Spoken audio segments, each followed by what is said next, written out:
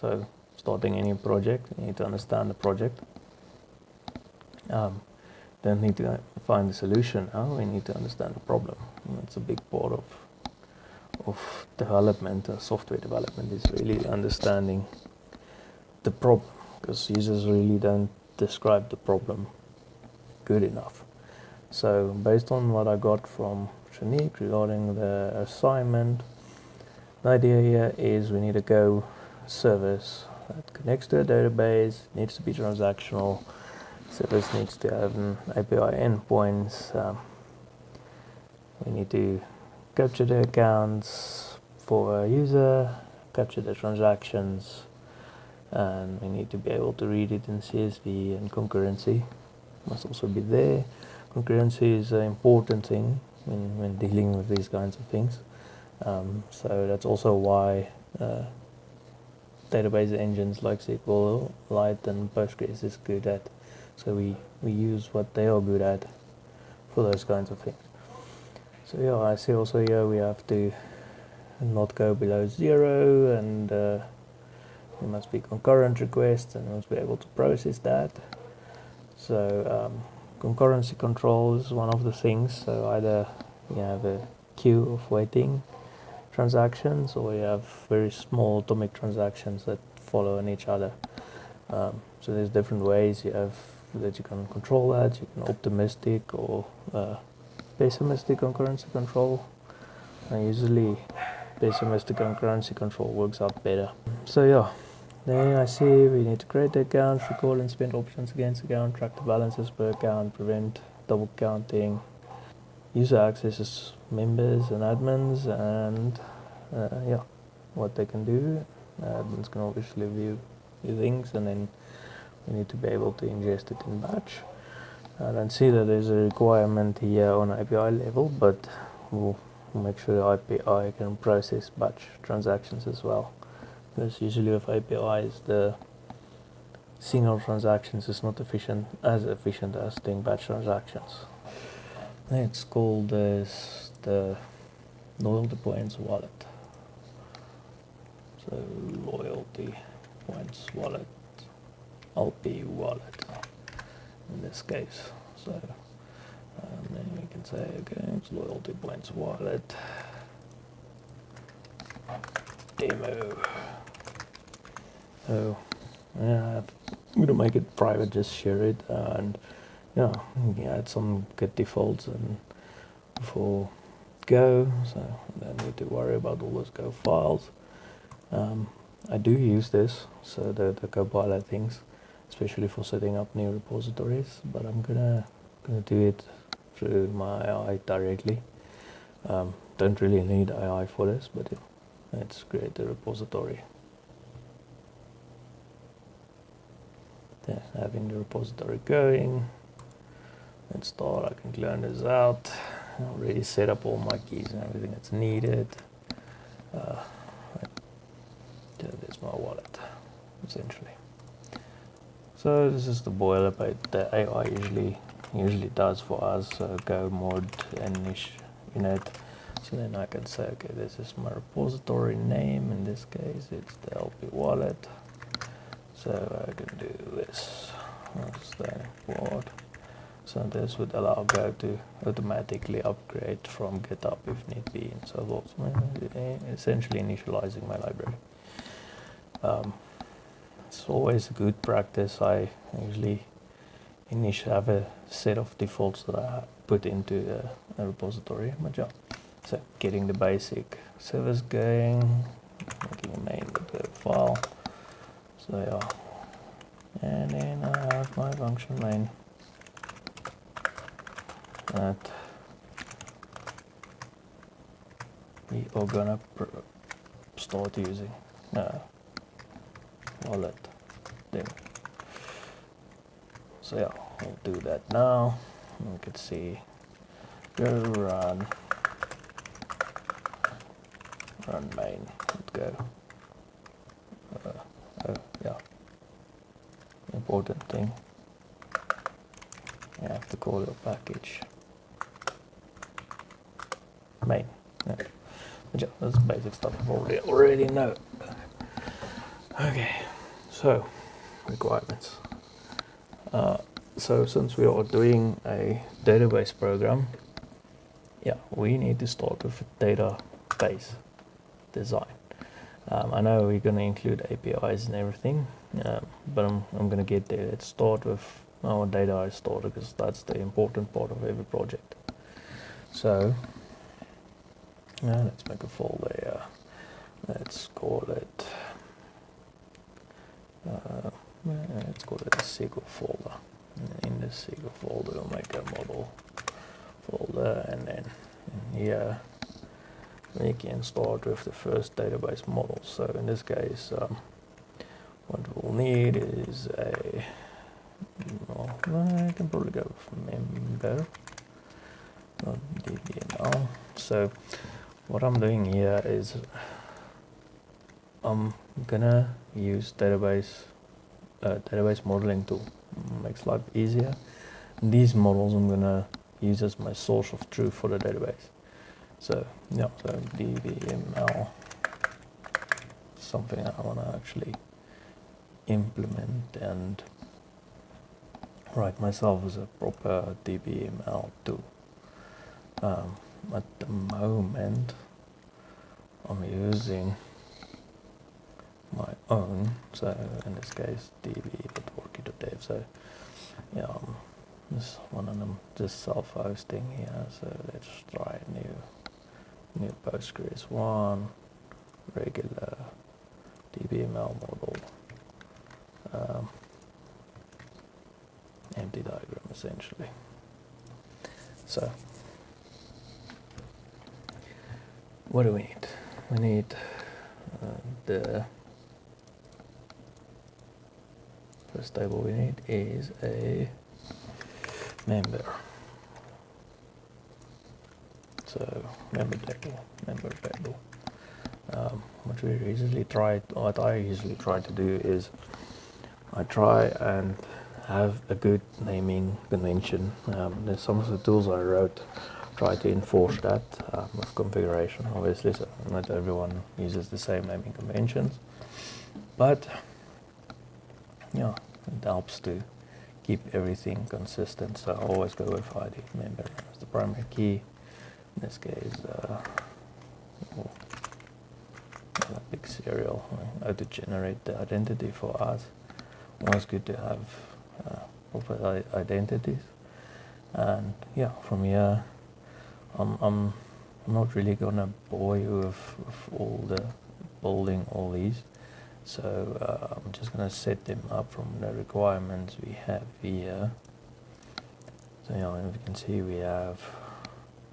we need a member table, or a account table in this case. So because it's a service, so the member would be your user, and your user would have account. So we'll start by going here. So let's do this.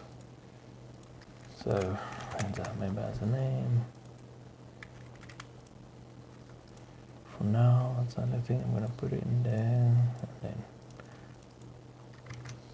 have a member account.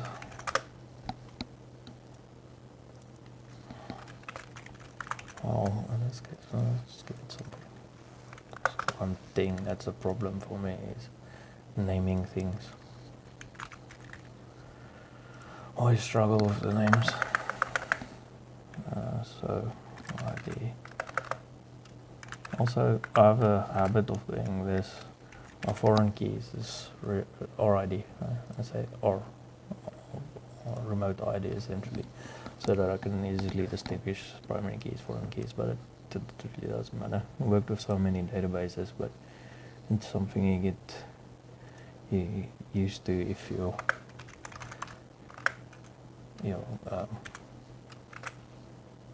system gets big. So you have a lot of tables and confusing things.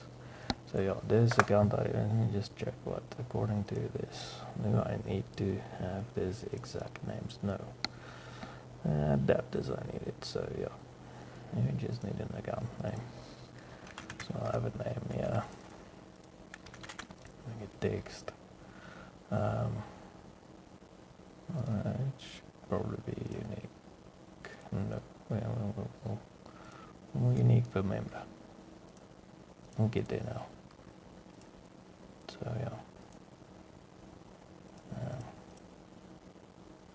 But I'll set it up a bit later. Let's focus on the relations. So for now, you're gonna link this to there. And our relationship here is a one-to-many. Well, many-to-one in this case, because maybe I should turn it on. Oh, around, yeah, that's better. One-to-many. So one member can have many accounts. This is basic database design. I don't think you guys need to hear me going in depth into this, but yeah, so same with transactions now. So let's say I don't really like the word transactions. I'd usually call this like a ledger where it's like a work like a general ledger, recording all the transactions. But for this video's sake, let's say transaction is fine. No, account transaction. So it will be transactions between accounts. So ID account transaction. Yeah, and then we can add a foreign key. ID account. Let's make this big serial. Don't really need the big serials. It's going to be a normal serial, but yeah. And then we link it up.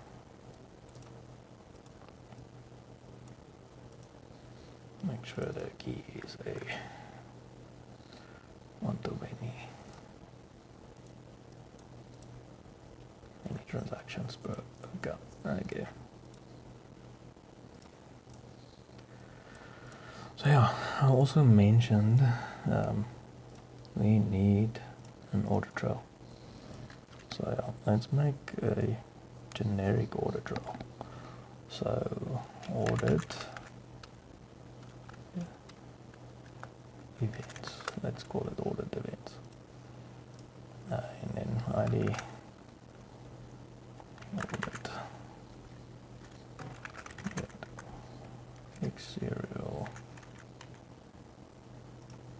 So the idea behind the audit trail is to be able to record all the changes on most of these tables and then be able to roll it back.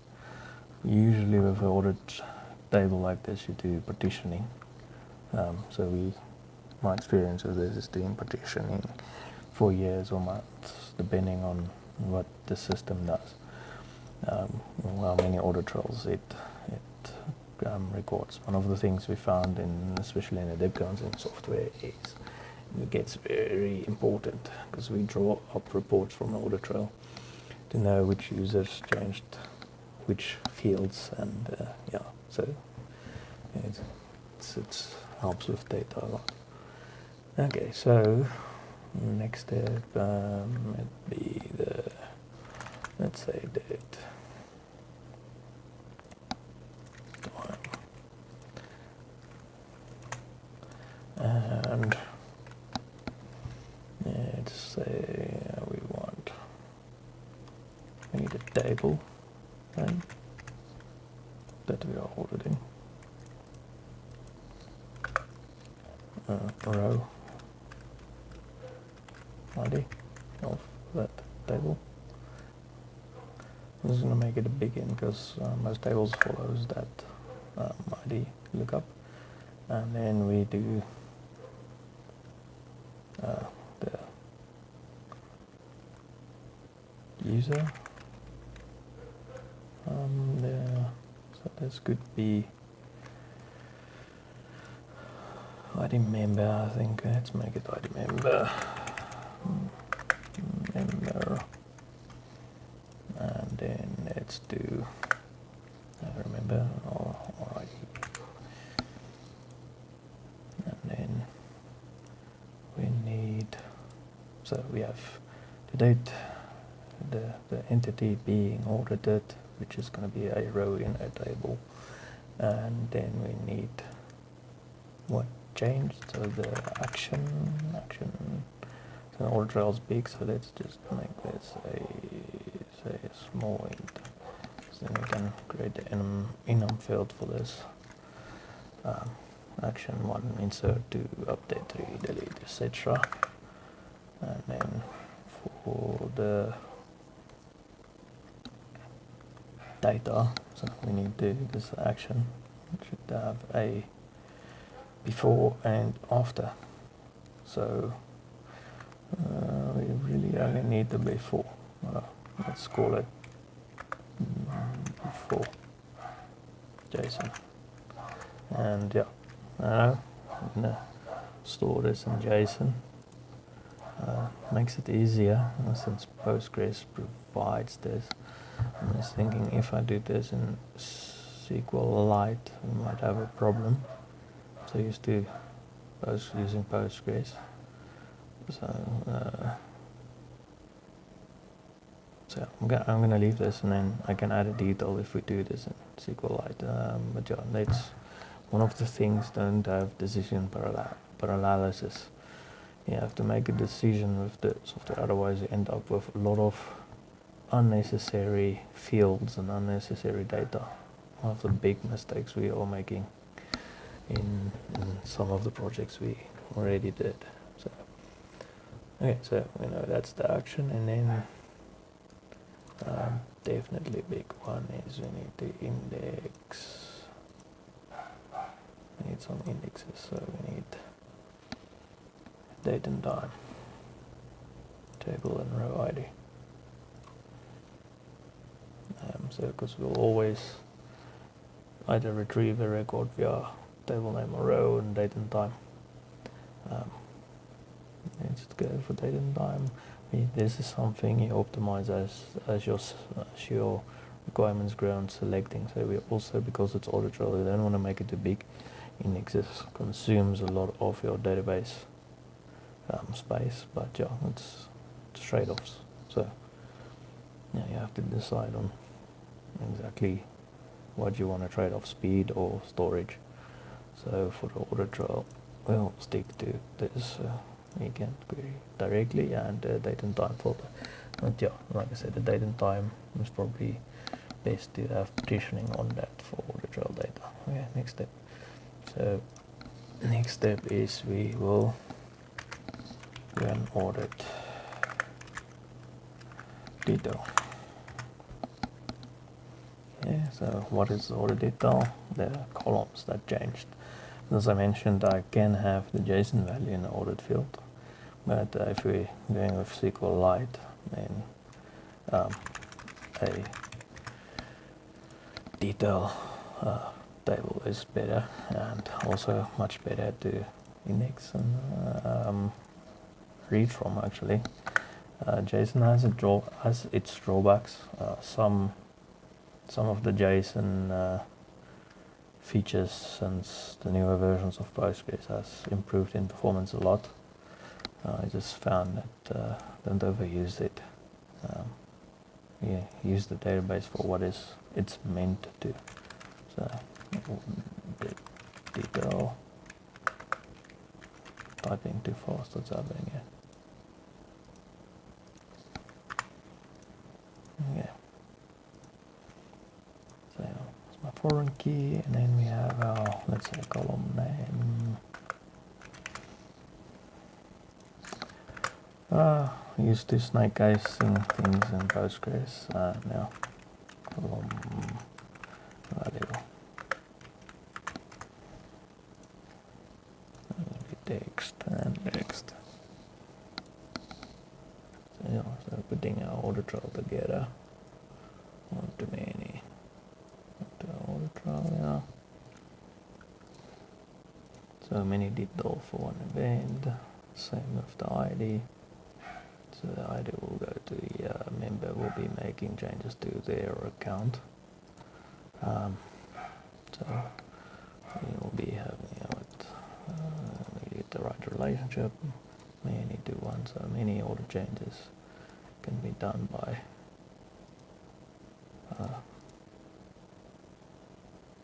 yeah, they can be many, so it's a one to many, but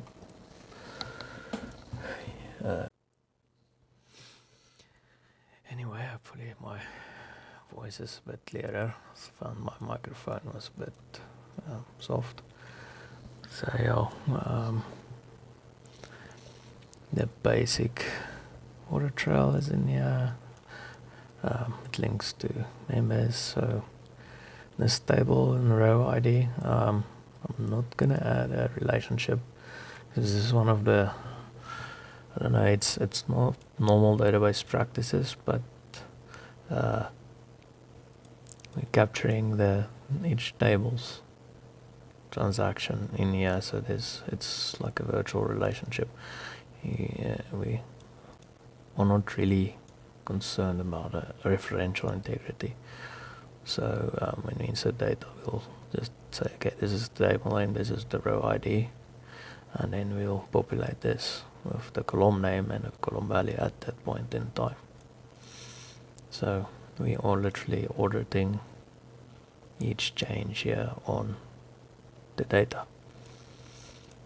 So yeah, it's one of the big requirements and important parts of any system. So yeah, I think as a basic database design, kinda happy with this. Let me just check if I missed something here. So let's start by account. So account, we need a balance.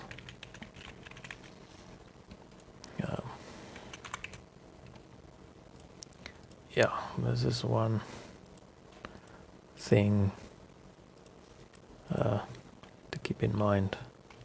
You wanna which scale to. I know all our integrations with the banks usually just takes it to integer, and that makes their problems go away. But it's not that. There's always problems somewhere with rounding and amount. So since this is balanced, just to increase it a bit, because maybe a million points. Yeah, so then so this would be the account balance. What do we need there? I think that is it. Let's remove that. Okay, and then we need the transactions. So each transaction need to show us what we did. So let's do another one. Action. Action could be now small since we're gonna have a lot of them. So in this case, a action. It's not really focused about efficiency, so let's just put in the names here. So we have a spend. So I love to use debit and credit because it confuses everyone, but also spend, earn. So if you have it in terms of this, the member is either spending or earning. So depending on which side you look from it, so from a company perspective, you're earning. From a user perspective, you are spending. So so spend, earn, and that's really what we need there. So we can actually make this a flag in this case.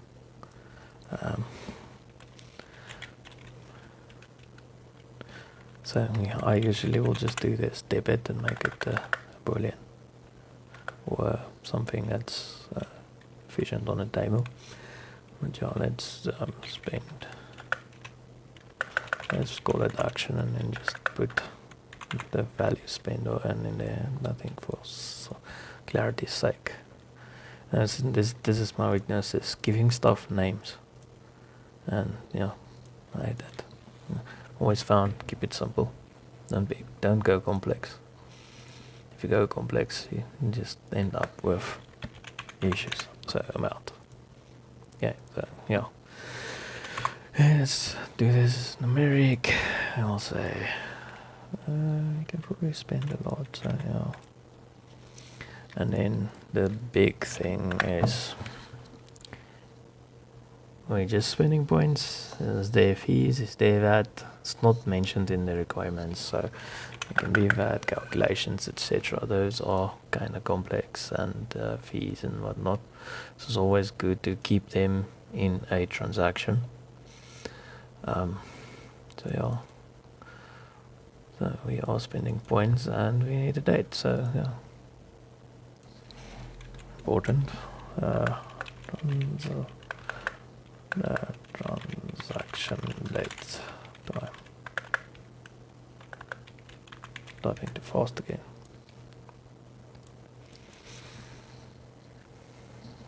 Yeah.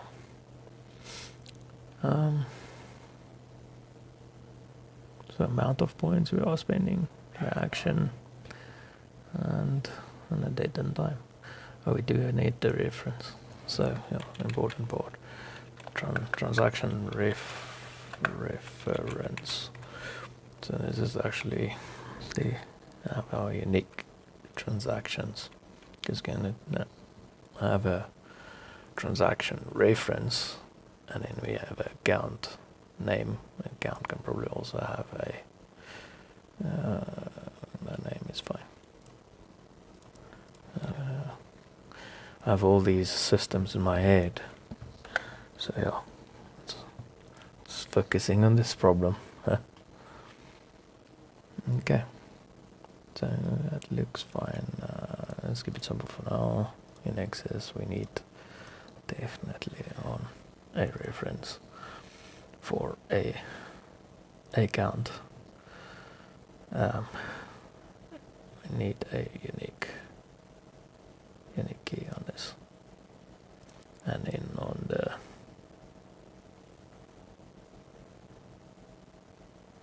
no transaction data, you can add that to just see transactions with data. It's really not needed in this case. Yeah, and that makes up our requirements from a database perspective. So yeah, usually also good to keep things basic. So yeah, and then we probably need to expand the member, because we need a member that can log in. So let's just add an email. You need to add a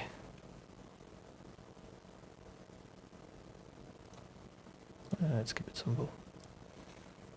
Index, make sure our email is unique, so we don't want to duplicate data. And that's one of the biggest problems. I'm going through this quickly now. I was doing a sanity check here.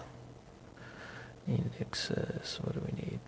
On the accounts we need an index for a member. Can only have one account name and must be unique. Yeah. And then transaction, we do have our indexes for a reference and a account. And our audit trail indexes, we do have that, and this one is we do have that. We can index per column name. Just not right about that now, because we'll do the foreign key lookup here. So foreign key in this case. Okay, so usually foreign keys in use cases I use or also create their own indexes. The systems we use, just remember that if I don't add extra indexes, it's because I'm assuming that the system I'm gonna make now is gonna include indexes for the foreign keys, but it's important for the lookup. So yeah, then a member account transaction, order trail detail, etc. is our picture. Okay, one important thing we missed was the type of member. Maybe we should refactor this. Let's call this user. Let's user ID user. Let's quickly add our ID user that makes more sense. Righto. So then we have a type in here. That's the important one. Let's call it role, and the role is in this case text. So we all can have a member and a admin. Right, did I read correctly? I have this theory that if you write too much software, your brain focuses on different things and jumps from topic to topic, and then you have to go double check some things. Also, we do have admin there. Okay, so database looks fine now. So user has a name, email, role. We have account and transaction, so authentication. So that's the next question. Authentication. Are we gonna do off, or are we gonna just log in via email? And we need to save the token details. So yeah, I guess you can say it's not really a good idea to store a password these days. But yeah, let's do auth token as well and give us the option. But yeah, obviously this password must be hashed. So hashed SHA-256 at least. Password. I'm gonna crack 256 soon, so with a reverse database. So yeah, auth token would be then our auth token provider. In this case, we can maybe have multiple tokens. So for sanity's sake, no, let's do that. So auth key, let's call it that, and then we can add a new table. I'm gonna say this one is a user session.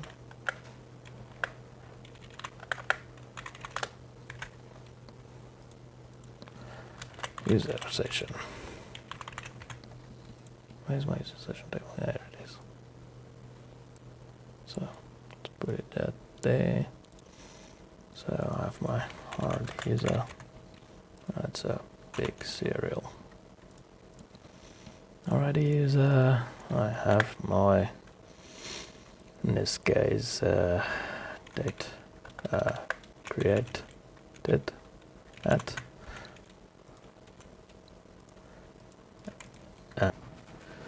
Then the next step would be, what do I need? I need our auth token.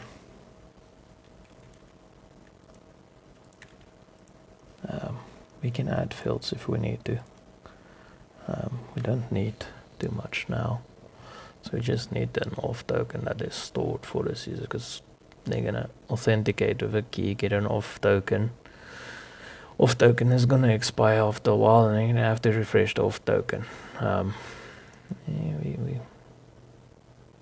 Well, let's make it auth to standard. So client ID and client secret. I usually make a different table per user, so a user can have actually many clients and secrets, but I would for simplicity of this project, I'm going to keep it in one table.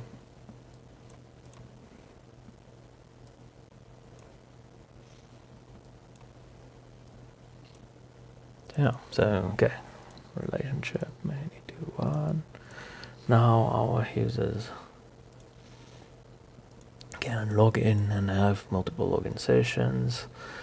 Good thing might be if you want to record the session user was on, you can add it here. but I found date and time correlation works there as well. Okay. So this being then the DBML, so let me show you the magic. We do this, take this DBML and we paste it in here. So database model, let's call it that, and boom, we have a database model. Here's our tables. That's why I like this tool. I can just paste it in again and get my picture again. So that's the tool I use for my database design. Yeah. Then yeah. So I think this is step one.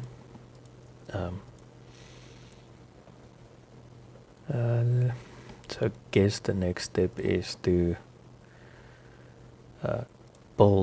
start building my code. So I know what my data is. So next step, I need a server, API server. This is usually the part where you have enough of a data design, and then you have enough knowledge of the problem. You can just give it an AI. In my case, not sure if my Claude is working at the moment. Got my MCP server still going there. Yeah. So yeah, this is where I can tell Claude, let's initialize. So you'll make a Claude file in here. So Claude.ai, whatever, if you need to. I like they're starting to use agents.md as a default. So in most of my projects I have a Claude that points to the agents, and then in the agents I just put the instructions for the AI to understand the repository. So in this case I will do this. So agents.md, and I'll say we can expand on the story over here, but then the next step will be this project. So in this case we'll say this is database driven data first.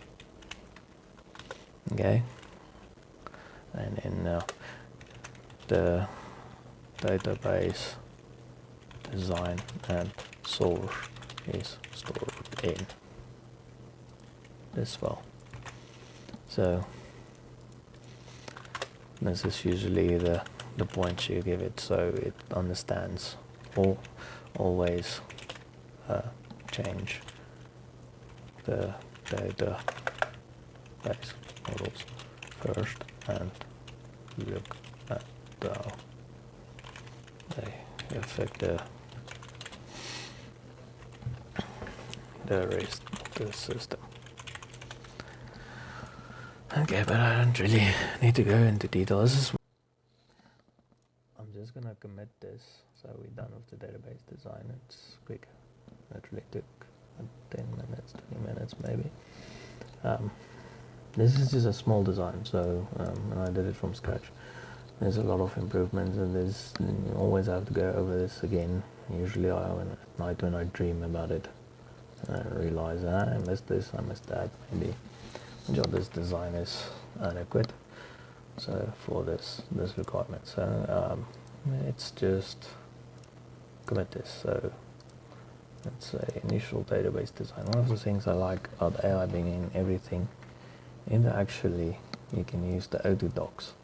So this is one thing, having proper commit messages in all my projects. I think this feature works kinda also. So you can also let me show you a nice trick that I have. In the VS Code's user settings. The user settings JSON. So I have this trick. So you can say GitHub Copilot generation.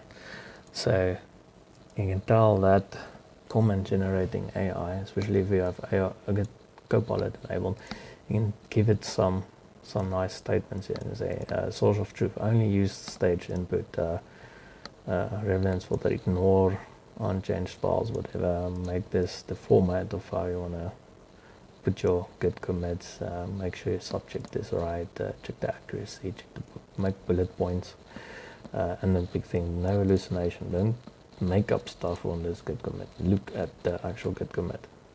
So yeah, this is something I just put into all my editors. It helps with the AI, and it's part of my workflow. Yeah, so added initial project and document structure. See, it's not including anything regarding the database. And let's say database structure. Boom.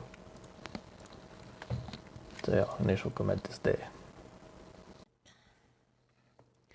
So the next steps is getting Go up and running. So we need a service. So in another part of the video, I'll do it with the AI, just generating everything. I'm just going to show you what over the years of all the projects I've done, something that I made. Don't want to sell it or anything. It's open source, so it's a tool. It's spec. So how to use it and what it does. So essentially, this tool reads any of these formats and outputs these, and you can output templates, so you can literally write your own template, specify the code that you want it to write. So I'm just going to use this to generate some models, just to show you.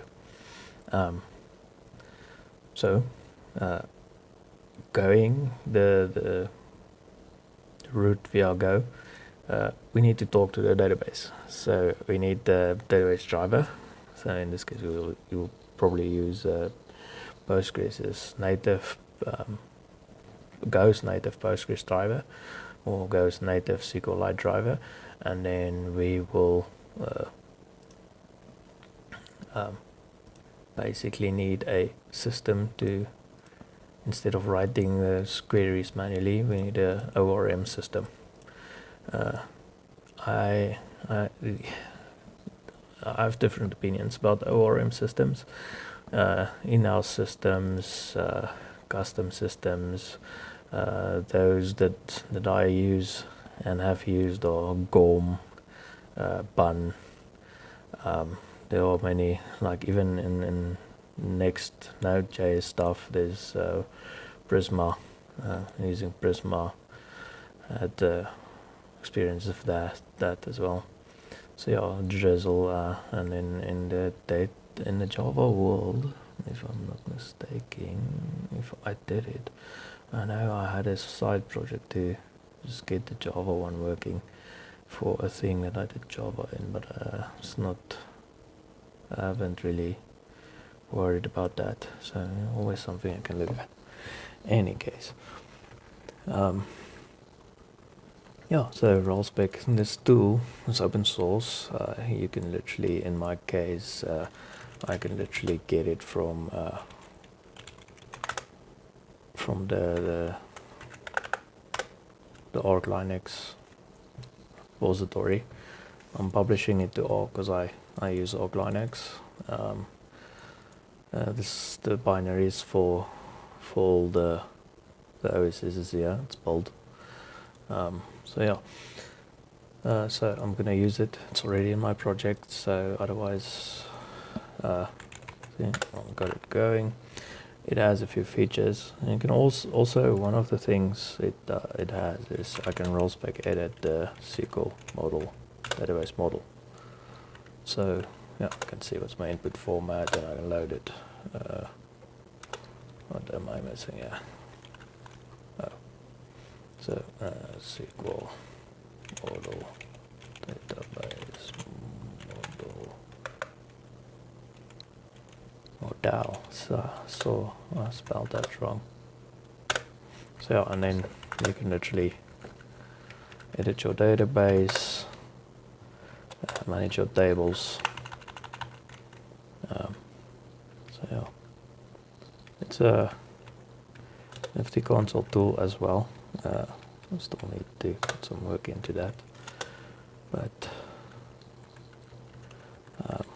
yeah, just showing this now as an example. Let's use it to generate models. So we can say I need to make a convert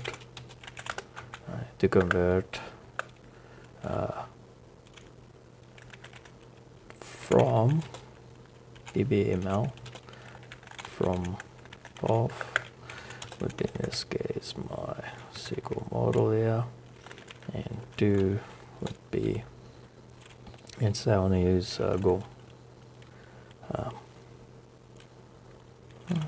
think Go ORM is a good choice for this project. I do prefer Bun, but I also did my own in-house one. So in this case, so let's do. We need to set up the Go structure. So we have internal, then we have models. Now Go has a certain directory structure, rules that you follow. So you have your commands, where your command goes. You have your package directory, where you put your packages that you want to export, and so on. Internal is usually for this program internally. So let's do this, generate the models in there. And what are we missing? Format. Filter right, we need a package name. So package is models. Right, so there, generated our GOM models. Yeah, so this tool still uses this open source package resolve spec from Bytech. Bytech is the maintainers as well, so but it's open source, which I don't. There's types is a specific thing for them, so you can actually override that. So if we do this, so you can say the types is standard library, which is better, so we don't do that. So standard library types, the built-in SQL types, right? So yeah, there you can see it literally made our ORM models. So there's this by default. So this output format GOM in this case can be template, and then you can specify your own template. So this is how I'll make models. This is how Postgres knows, Go knows about the data types and the fields in SQL. So this model basically is a mapping for the ORM. So yeah. This is just a video showing this tool, because it's a lot of work to do it by hand, and it's always a pain to do it from scratch.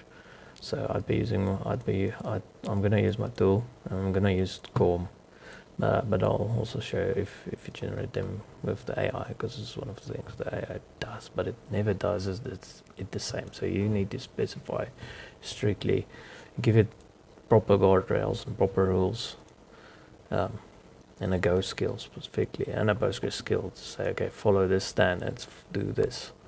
So yeah, this is now the SQL model then generated to that. And usually what we'll do in here is we'll have a makefile. So we have a makefile, and then the makefile syntax is all I like to let the AI do it as well.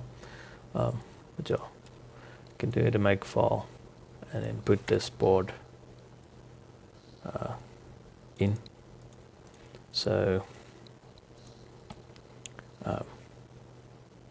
but yeah, we're gonna do this. So and basically this would go into the makefile, but I'm going to skip this part. I'm just going to give the AI instructions now to do this. So to generate the models,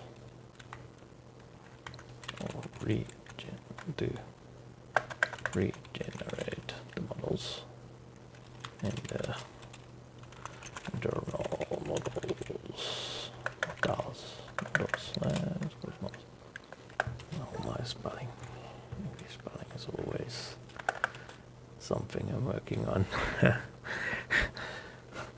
Yeah. Let's call it models, and then regenerate internal models from SQL/model run this, and then you can just give the command.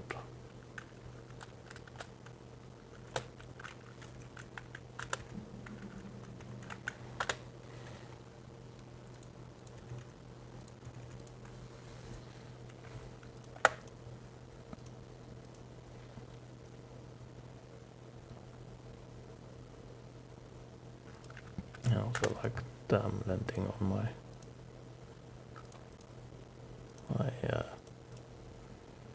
markdown. Yeah. Oh, so this is the command that runs the models, generates the models. As you can see, I'm still running with the AI. I'm generating test cases at this moment. Ja went for a break. I prompted me for a few things, so let me quickly summarize. So essentially, in the video, in another video that did not capture any of my voice, unfortunately, I found it after I spoke the whole time and nothing was recorded. Essentially what I did, I set up this file. I'll include that video. So I set up the agent file, basically in my own words, and then I told it to go fix it up and see if I missed stuff, so it formatted. So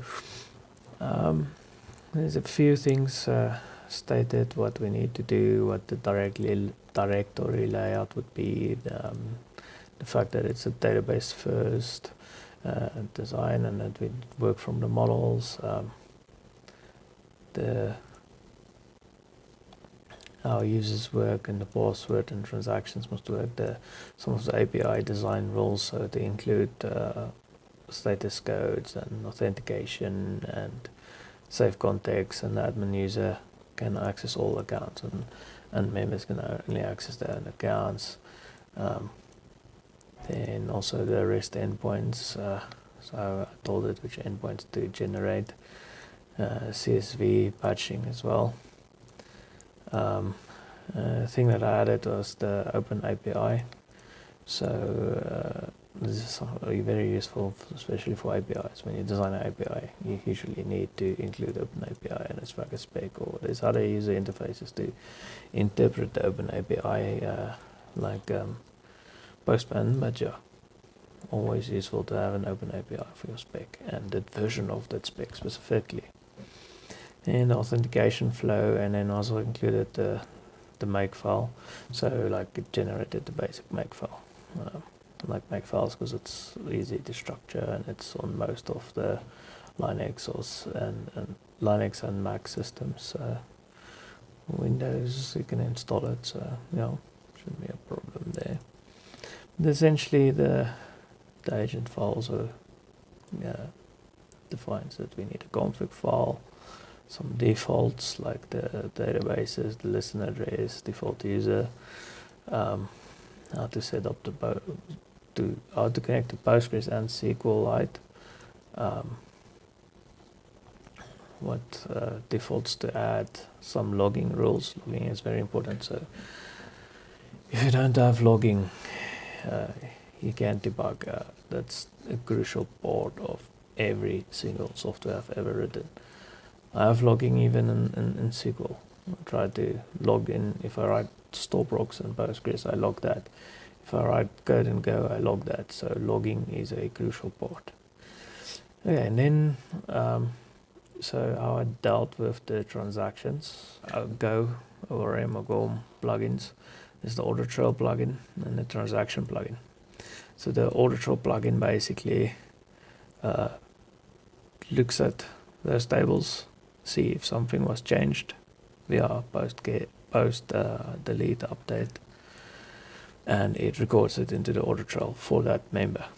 The same goes for the transaction plugin. The transaction plugin makes sure that our transaction doesn't go below the balance. It makes sure that we prevents the duplicate references and prevents the balance below zero balance.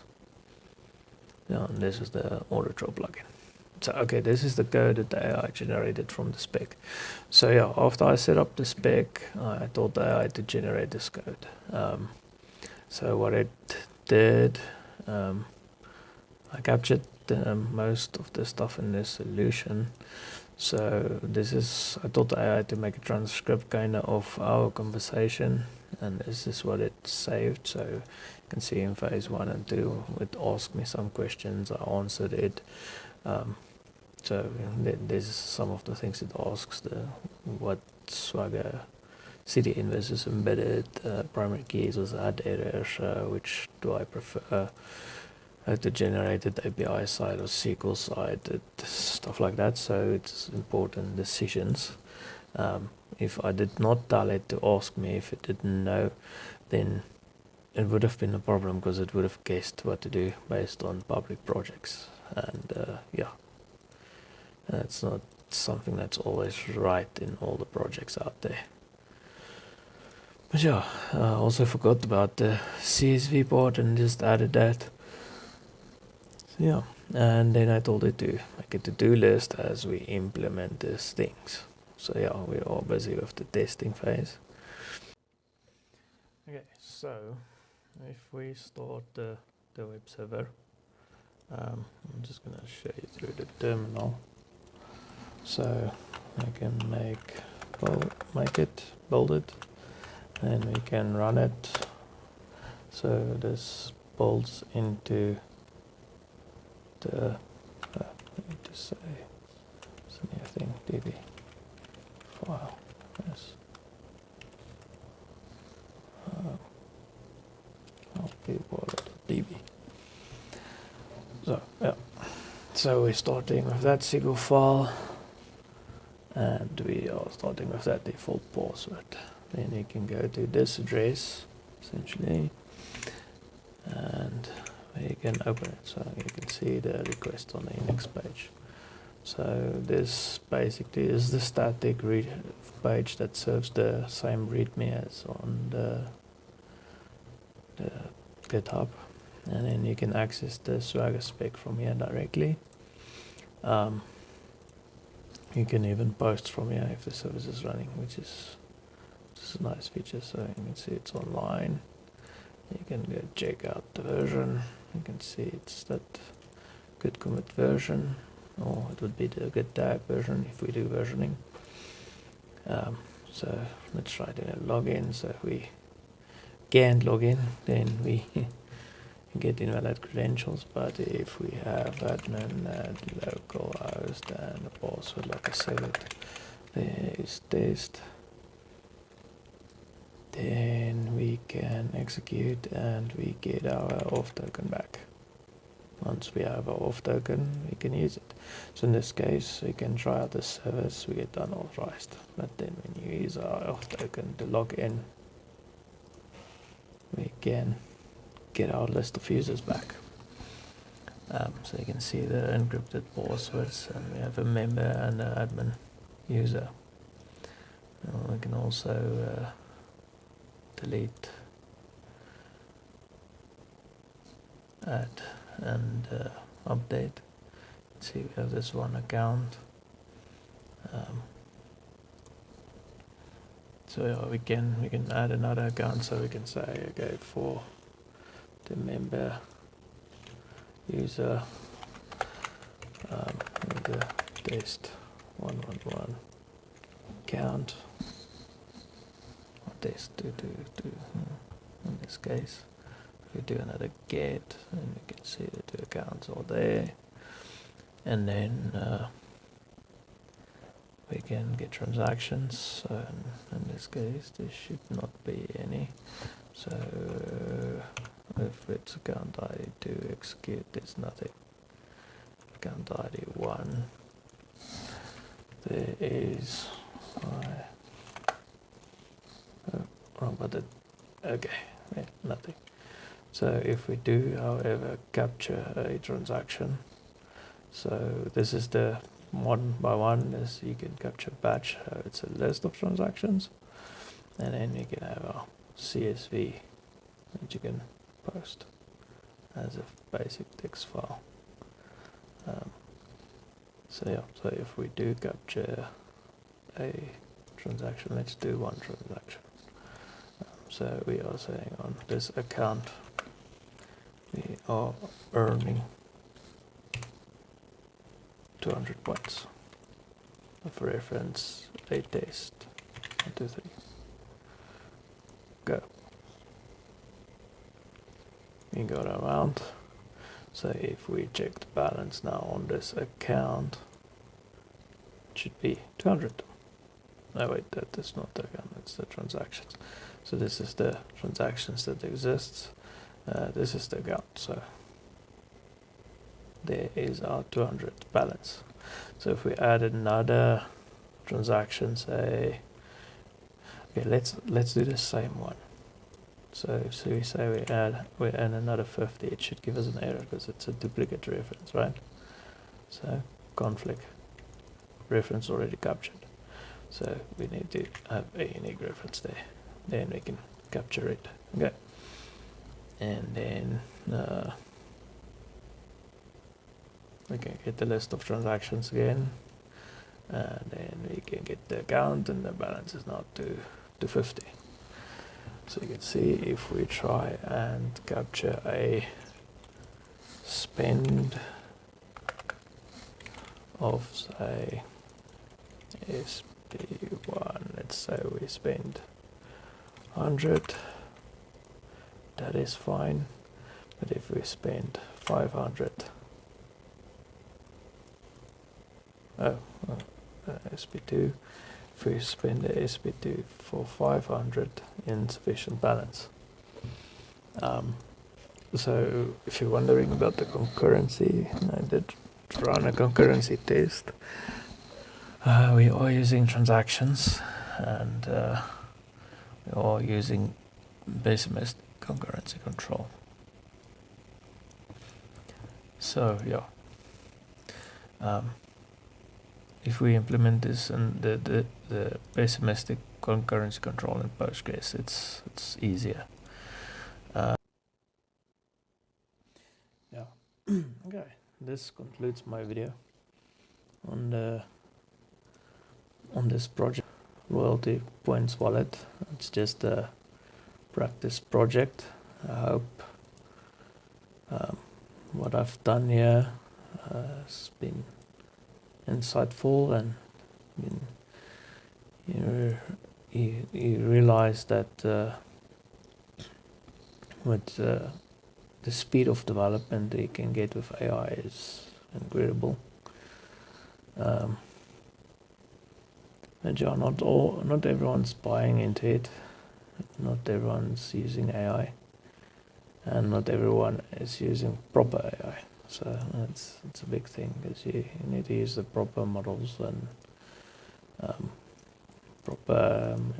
You can't really do anything without the AI subscription. So I did self-host AI, but nothing comes close to Claude or Open or ChatGPT or Grok. So one of those three is fine.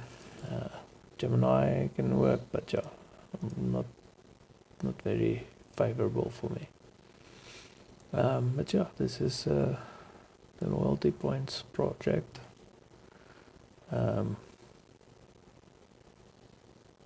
I can host it. It was not part of the requirement, but I can set up a demo for you. It is hosted here on GitHub. Wait, this is the API. So yeah, it's hosted here on GitHub. So it's LP wallet. I will be sharing it. So yeah.